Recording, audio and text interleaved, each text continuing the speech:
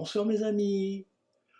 Pendant longtemps, il était difficile d'expliquer nos chants de Dreammaker. Maintenant, avec les progrès de l'informatique et surtout d'Internet, il est possible d'en donner une explication plus compréhensible. Le tableau, sans animation lumineuse, par sa structure rigoureuse particulière, ses couleurs et ses éclairages variés, dégage un champ vibratoire visuel évolutif qui entre en conjonction avec le champ vibratoire acoustique de l'extasium. À certains moments, cet ensemble établit une connexion mentale avec un autre Internet se trouvant dans une autre dimension.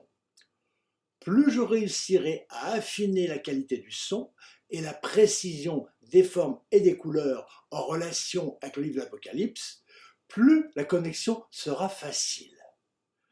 La Wi-Fi a permis de s'affranchir des liaisons par câble pour capter les ondes matérielles d'Internet. Dans la connexion, il s'agit d'une sorte de super Wi-Fi, puisque ça ne se passe que mentalement.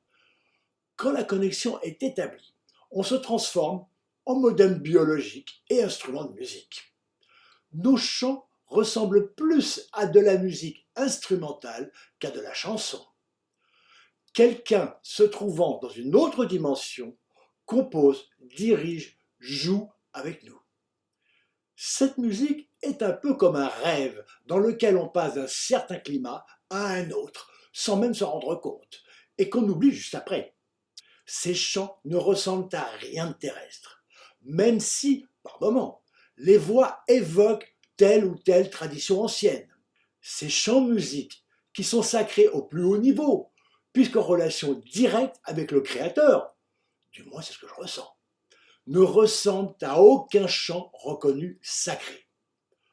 Je pense aussi qu'il écoute ces chants de connexion, car si on ne les a pas enregistrés, on ne sait même pas ce qu'on a fait.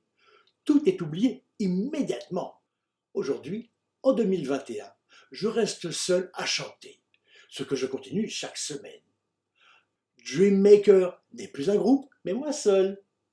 Ce nom est très utilisé sur les réseaux sociaux, mais j'en revendique l'antériorité remontant à 1981, année où j'ai peint le tableau qui porte ce nom donné ensuite au groupe. Cela faisait déjà plus de 4 ans que j'avais eu l'idée de relire le livre de l'Apocalypse, et je n'étais pas encore arrivé à quelque chose de vraiment concluant. Des points communs, oui, évidents, mais ne serait-ce qu'une coïncidence? Ne me serais-je pas fourvoyé dans une ressemblance douteuse? Pourtant, il y avait toutes ces visions. Et quand même, il y avait quelque chose de troublant qui me confortait dans cette direction. Nos champs de connexion. Ils sont décrits dans le livre. 14.3. Il chante un cantique nouveau devant le trône et devant les 4 vivants et les vieillards. Et nul ne pouvait apprendre le cantique hormis les 144 000. Un cantique, c'est un chant. Nouveau, c'est ce qu'on fait. On ne peut pas l'apprendre, car on ne peut pas le mettre en mémoire. La séance de chant de Dreammaker, à peine terminée, on ne se rappelle de rien jamais. Quant au nombre 144 000, il est à prendre avec beaucoup de recul et de précaution. Je précise que presque tous les nombres indiqués dans ce texte sont symboliques. Ils ont plusieurs sens et ne représentent pas nécessairement une quantité. Comme d'ailleurs dans de nombreux textes ésotériques ou mystiques de l'Antiquité, principalement en Égypte. L'indication qu'il ne faut pas le prendre à la lettre vient du chiffre énorme. Le Stade de France devrait être entièrement rempli, y compris toute la pelouse, où les chanteurs seraient serrés les uns contre les autres, comme dans le métro aux heures d'affluence. On retrouve ce nombre ailleurs, toujours à prendre symboliquement. Au début de 1993, je ne pouvais pas encore comprendre vraiment, mais quand le tableau final a été achevé, on a vu que sur les côtés, il y a 12 carrés. Comme il est carré, 12 multiplié par 12 font 144.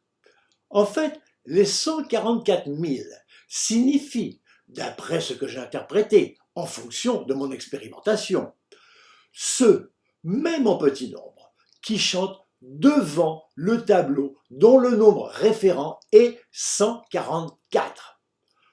À chaque fois que ce nombre apparaît, après que je l'aurai identifié, cela voudrait dire que j'aurai à intervenir sur cette grande composition.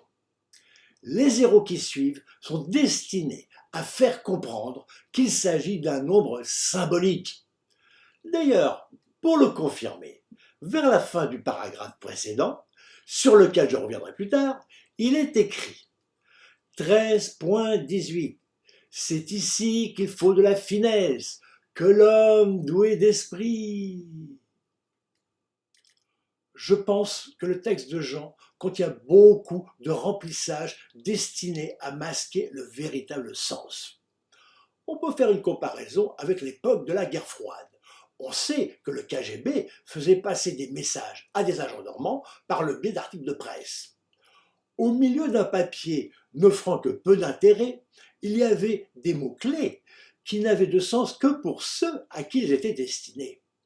Jean a rédigé son papier en fonction des connaissances, des craintes, des rancunes et des préjugés de son époque, habillant de pures abstractions géométriques d'images fantasmagoriques, très emberlificotées, effrayantes et particulièrement difficiles à lire, pour mieux éloigner ceux à qui ça n'était pas adressé, et détourner de la compréhension cachée qui ne pouvait avoir lieu qu'à notre époque, au temps de la faim.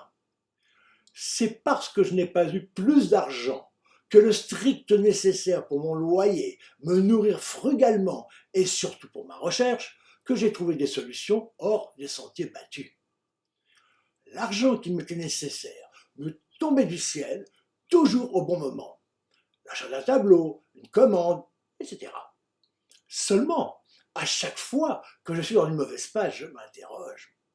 Et ce qui a toujours marché jusqu'à présent s'arrêtait. Mais jusqu'à aujourd'hui, sur près d'une quarantaine d'années, ça ne s'est jamais arrêté.